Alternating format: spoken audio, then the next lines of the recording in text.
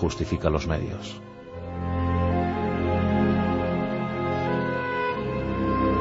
En 1486, cuando César Borgia contaba apenas 11 años de edad, fue destinado a la tutela de Adriana de Milá, una prima lejana del Papa, la cual se encargó de instruir a César Borgia y a su hermana pequeña Lucrecia. Por entonces tan solo tenía 6 años Lucrecia. Juan había sido enviado a España, pues como prometido de María Enríquez, de la prima de Fernando II, el católico Fernando II de Aragón, otro de los inspiradores de Maquiavelo para ese príncipe. Por tanto, con Juan en España, César y Lucrecia en el palacio de Adriana de Milá, y el pequeño Joffre todavía con su madre, Vanocha Catanei, el alter ego intelectual de Alejandro VI, la amante oficial, la sempiterna mujer del Papa, la única posiblemente que entendió en la intimidad a Alejandro VI, pues con ella quedó Joffre, mientras que César y Lucrecia, acaso los más famosos, los más renombrados por la historia, pues fueron instruidos por Adriana de Milá. Más tarde, con tan solo 14 años, la lucidez, la inteligencia de César propició que su padre le inscribiera en la prestigiosa Universidad de Perugia, donde realizó estudios de Derecho Canónico.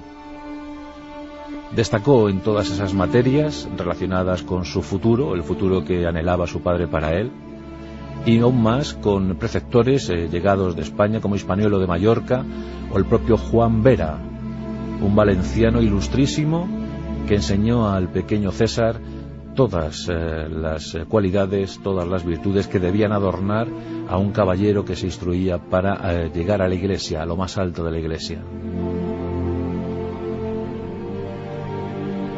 De Perugia pasó a Pisa, a la Universidad de Pisa, donde completó su formación teológica, y mientras tanto en 1491 era nombrado con tan solo 16 años, faltaban 2 días para que cumpliese los 16 años de edad, pues fue nombrado ya obispo de Pamplona. Esto le procuró pingües beneficios, magros ingresos, pues entonces los episcopados, los arzobispados daban mucho dinero a aquellos que fuesen sus titulares. Y de ese modo se fue formando, fue creciendo César Borgia. Lo que no le impidió, lo de ser obispo de Pamplona y después arzobispo de Valencia, eso no le impidió pues vivir como un seglar. Había heredado toda la mundanidad de su padre y le gustaba mucho pues festejar cualquier evento. Desde luego que era un joven atlético, de una formación corporal excelente, era de un rostro agraciado, pelo castaño, y bueno, pues muy curtido en las prácticas atléticas.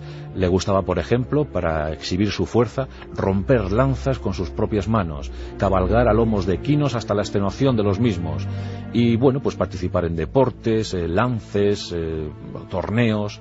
La verdad es que era un muchacho que presentaba un aspecto inmejorable, incluso en algo poco conocido como es la celebración de corridas taurinas, de prácticas taurinas en la Plaza de San Pedro en el Vaticano, pues promovidas por el propio Alejandro VI, pues César Borgia se sabe que participó como lancero, alanceando toros que se torearon allí en la Plaza de San Pedro, al menos en 2 ocasiones, en 1492 para celebrar el descubrimiento español de América, y en 1500 con motivo del año jubilar. Pues ahí se pudo ver a César Borgia lanceando toros de forma muy diestra, dicen. El 11 de agosto de 1492, Rodrigo Borgia ocupaba al fin, después de tantos años, 35 años, ocupaba ese trono de San Pedro. Era proclamado Papa Alejandro VI. Lo primero que hizo fue proclamar arzobispo de Valencia a su querido hijo César, mientras que entregaba el cargo de gonfaloniero de los ejércitos pontificios a su hijo Juan, segundo duque de Gandía, y en el que depositó todas las esperanzas bélicas del clan Borgia. Lucrecia era muy joven y para lo que servía en ese momento era pues simplemente para rubricar acuerdos de Estado mediante bodas. En 4 ocasiones Lucrecia Borgia fue al altar, y la verdad es que no todas fueron afortunadas. Al primer marido ni lo conoció. Del segundo la separaron proclamándola virgen por la no consumación del matrimonio. Fue el caso de Giovanni Sforza, uno de los instigadores de la famosa leyenda negra borgiana. Al tercer marido se lo asesinaron. ¿Acaso César Borgia fue también el promotor de semejante crimen? Y con el cuarto dicen que al fin pudo tener algo de felicidad y vivir feliz tranquila en la corte de Ferrara, sitio en el que falleció con 39 años de edad, víctima de los rigores de un parto. Los más parecidos físicamente eran Juan y Lucrecia, y dicen también que Lucrecia se enamoró platónicamente de su hermano Juan. Mientras tanto, César miraba con recelo el auge, el esplendor, el oropel que rodeaba a Juan. Los celos, la ambición, las ganas de alcanzar el poder. ¿Quién sabe si César estuvo implicado en el asesinato de su hermano? Ocurrió en el verano de 1497. El segundo duque de Gandía apareció flotando en las aguas del Tíber, del río romano. La ciudad eterna quedó estremecida por la muerte del joven Borgia. Tenía tan solo 23 años y había fracasado en su empeño guerrero en la guerra de los Borgia contra los Orsini.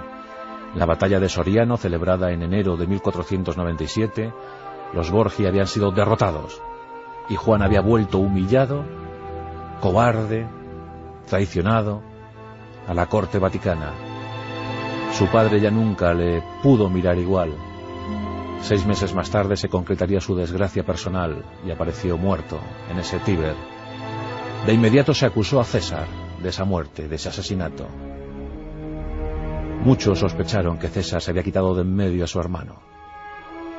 Y lo más enigmático del asunto, Alejandro VI, el Papa Borgia, un hombre acostumbrado a examinar, a investigar exhaustivamente cualquier cosa que ocurriese en su reino, en sus estados pontificios, a los pocos días de encontrar a su hijo muerto, a su hijo favorito muerto, ordenó suspender las investigaciones.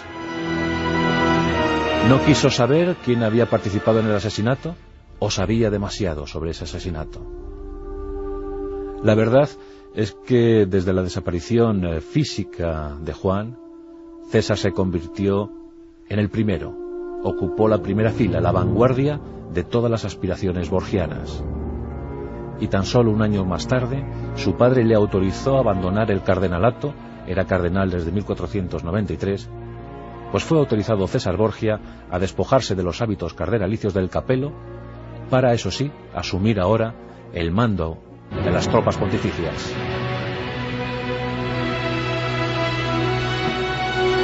César había tenido ya algunos vaivenes guerreros en el propio año 1495, cuando se dio la invasión francesa de Italia, aquella expedición protagonizada por Carlos VIII. Carlos VIII tenía pretensiones, aunque no era aspirante oficial, pero tenía pretensiones sobre el reino de Nápoles y lo quiso ocupar. Y en ese tiempo de zozobra para el Vaticano también, el propio Castillo de Sant'Angelo, el bastión defensivo del Vaticano, fue rodeado por las tropas francesas. Roma vivió momentos de incertidumbre. Pues en ese año de 1495, donde las tretas políticas y las argucias diplomáticas de Alejandro VI propiciaron que los franceses no fuesen a más, en lo único que pudo Carlos VIII regodearse fue en la captura de César Borgia. Le tuvo como rehén 4 meses. Pero finalmente abandonó la cárcel. Siempre había sido escurridizo y gracias a su condición física pudo escapar, pudo zafarse de los enemigos franceses y huir. Bien, pues ahora ya en 1498 comienza realmente la época de esplendor para César Borgia. Van a ser 5 años intensísimos. Va a viajar a Francia, donde el rey Luis XII le abrazará como un primo, como un pariente. Se establece la alianza entre los Borgia y la Casa Real francesa. César será proclamado, será titulado Duque de Valentinois. Y los italianos, que lo latinizaban todo, como hicieron con los Borja, que los convirtieron en Borgia, al Duque de Valentinois lo van a convertir en Duque Valentino. Y por eso desde entonces en Italia César Borgia será conocido como el Valentino. En ese tiempo de estancia en Francia,